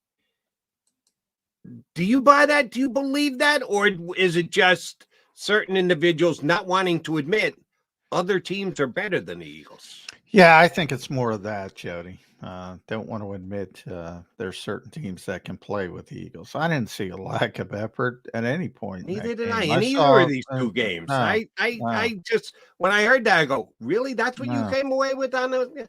I just saw I think they played hard. And yeah, I thought they played very hard. You talk about the few plays that went positively. The Fletcher Cox play was unbelievable. We talked about that.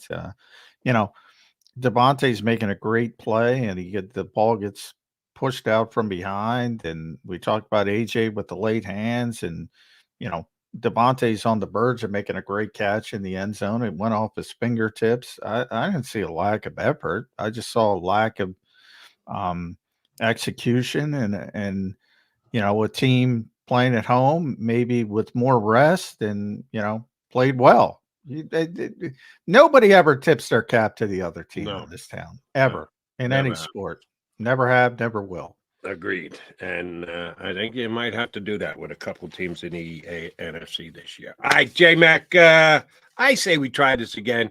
It probably won't be as painful tomorrow. It'll lessen as the week goes on. Today was both annoying and painful for both of us, more so for me because I picked the Eagles to win, so I got egg on my face. You actually were correct that the Cowboys were the team to beat in Dallas this week. So I'd say we try this again in 22 hours. You up for it? Let's do it. We got through it. Mental Health Monday. We hope we helped. Yeah, we helped. I severely doubt that, but we tried. Mac and Mac back again in 2 and 2.